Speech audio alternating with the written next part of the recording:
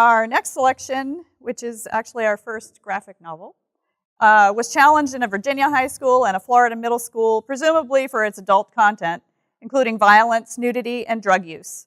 Comics are not always intended for kids. So Brandon Baylor will be reading from Watchmen by Alan Moore. No, the owl. You know what all this is all about. Pyramid deliveries are behind this whole mess, and you're behind Pyramid. Christ, Adrian, what are you trying to do?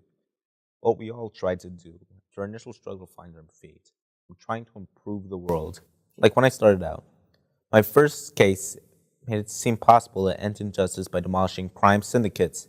This notion that criminals monopolized evil was itself demolished by my second case. Researching my mass predecessors, I investigated the mid-50s disappearance of Hooded Justice. An operative, government sources revealed, had tried unearthing him back then, reporting failure. Unearthing the operative, tracking down the Dockland, proved easier. Edward Blake. As intelligent men facing lunatic times, we were very alike, despising each other instantly. Recognizing me, he attacked anyway, mistaking me for a criminal. It studies his limitations, skillful feint, devastating uppercut, little else. He won, in the short term. Had Blake found Hooded Justice, killed him, reported failure? I can prove nothing. We met next in 1960. I avoided him, more fascinated by John. Still, I observed Blake over the years. You know what?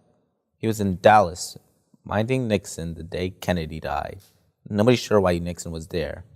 Ever read JFK's intended speech? We in this country, in this generation, are by destiny rather than choice, the watchmen on the walls of world freedom. Was he rehearsing it, perhaps, as a motorcade reached the plaza, never suspecting that on the walls of world tyranny, crosshairs watched him. We all realized then how bad things were. I continued adventuring, but it seemed hollow. I fought only the symptoms, leaving the disease itself unchecked. I despised myself. My sham crusade, knowing mankind's problems, I blinded myself to them. I felt helpless against forces greater than any I'd anticipated.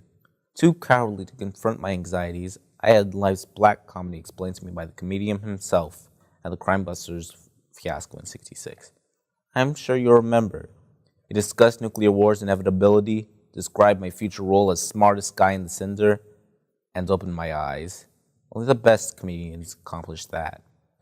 I remember the charred map between my fingers. Nelson saying, "Someone's got to save the world," his tremulous, complaining voice. That's when I understood. That's when it hit me. Consoling Nelson, I left. Outside, Blake argued with Lori and her mother. I swore to deny his kind their last black laugh at Earth's expense. I also swore that when next I met Blake or any other foe, perhaps not in my territory, it would certainly be on my terms. Brutally, I've been brought nose to nose with mankind's mortality. The dreadful, irrefutable fact of it. For the first time, I genuinely understood that Earth might die, recognized the fragility of our world in increasingly hazardous times. And yet, what could I do? My first step was to stand back as far as I could, to view the problem from a fresh perspective, my vista widening with my comprehension. Saw east and west, locked into an escalating armed spiral, mutual terror and suspicion mounting with the missiles, making the possibility of disarmament progressively more remote. Gradually, close upon the heart of the dilemma. Here was a knot to try even Alexander's ingenuity. Both sides realized the suicidal implications of nuclear conflict, yet it couldn't stop racing towards it lest their opponent should overtake them, afraid of losing their weapons, afraid of losing them, afraid to blink or turn their backs. Meanwhile, expansive arsenals meant less cash to spend on their old, their sick, homeless, and their children's educations. As stockpiles grew, as computers reduced human involvement, the specter of accidental apocalypse stalked ever closer, simply given the mathematics of the situation. Sooner or later, conflict would be inevitable. However, without a practical solution at hand, what use was it to suddenly notice the perils of the situation? Similarly, a solution would be equally useless, unless one possessed the muscle to back it up, the brute power to see one's will implemented. I took another step back and thought again. Other factors emerged. Arms expenditures boosted international lending rates. To pay soaring debt interest, nations like Brazil leveled their forests. Nuclear power, providing vital weapons-grade waste, became mandatory. War's side, economic deadlock, guided us downhill towards environmental ruin. John's presidency accelerated this, though less than you'd imagine. Any significant power imbalance would yield similar results. Nevertheless, he somehow symbolized mankind's problems. As tensions rose, the elevation of costume heroes became a descent. I foresaw that by the late 70s it would reach bottom. This left 10 years to build a fortune and a reputation. To sustain me beyond that point, allowing me the power and leverage I'd surely need. Developing the basic patent for public spark hydrants, I financed dimensional developments with the proceeds. My plan required preparation for the day when I assumed the aspect of kingly Ramses, giving Alexander the adventurer and his trappings to gather dust. Each step had to be taken carefully, constantly striving to keep in mind the enormous scale of what's at stake. The earth, humanity, all we've ever known. End of the world does the concept no justice. The world's present would end. Its future, immeasurably vaster, would also vanish. Even our past would be canceled. Our struggle from the primordial ooze, every childbirth, every personal sacrifice rendered meaningless, leading only to dust, tossed in the void winds. Save for Richard Nixon, whose name adorns a plaque upon the moon, no human vestige would remain. Ruins become sand, sand blows away, all her richness and color and beauty would be lost, as if it had never been. Each step was synchronized. John, being too powerful and unpredictable to fit plans, needed removing. Thus, dimensional developments hired his past associates and gave them cancer? Yes, Weaver first, Slater and Moloch later. Unwittingly exposed to radiation, they were closely observed, cultivated as weapons against John. Meanwhile, taking advantage of new technology, I researched genetics. Bobastis was an early success, and teleportation. Since John proved teleportation possible, why develop electric cars? My researches were vital, like my island secretly purchased in 1970. The only hero retaining public sympathy, I quit 2 years before the King Act, concentrating on my plan. Unable to unite the world by conquest, Alexander's method, I would trick it, frighten it toward salvation with history's greatest practical joke. That's what it said the comedian, when awareness of my scheme crashed in upon him. Professional jealousy. Returning from Nicaragua by air, he spotted a ship docking at an uncharted island. Suspecting Sandestina bases, resolved to investigate.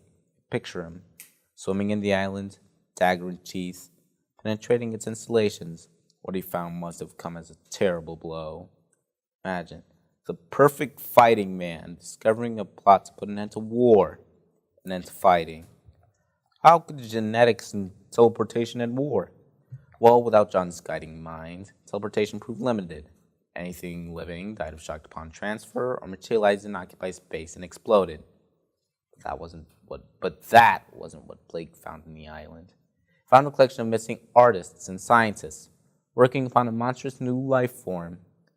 Upon learning the creature's intended purpose, Blake's practiced cynicism cracked. Though appalled, exposing my plan would precipitate greater horrors, preventing humanity's salvation. Even Blake balked at that responsibility, telling only Moloch, who knew he wouldn't understand. By Moloch's place bugged, and I understood perfectly. The plan Blake had uncovered was this: to frighten governments into cooperation, I convinced them that Earth faced imminent attack by beings from another world.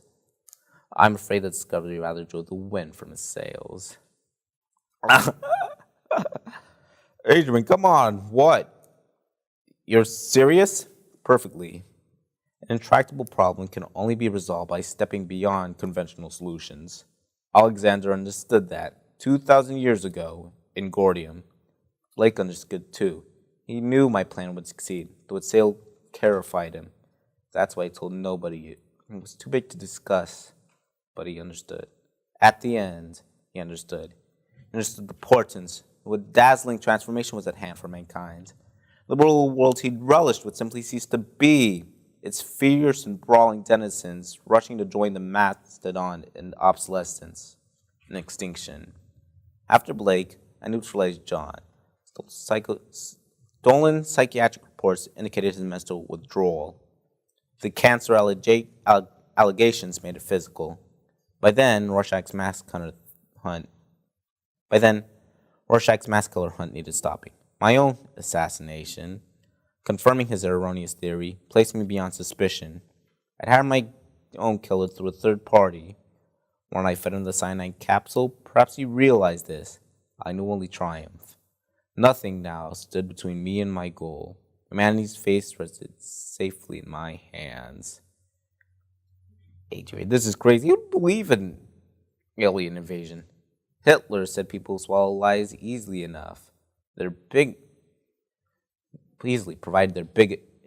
said people swallow lies easily, provided they're big enough. I planned to build my monster, teleport to a certain destination, said Bo. It works fine, assuming you want things to explode on arrival. Teleported to New York, my creature's death would trigger mechanisms within its massive brain, cloned from a human sensitive. The resultant psychic shockwave killing half the city. Adrian, I'm sorry. You need help. I know this half New York stuff is bull, but I'm still glad we got here before you got deeper in this math. Christ, you seriously planned all this mad scientist stuff? I mean, when was this hopeless black fantasy supposed to end? When were you planning to do it? Dan, I'm not a Republic serial villain. Do you seriously think I'd explain my master stroke if there remained the slightest chance of you affecting its outcome? I did it 35 minutes ago.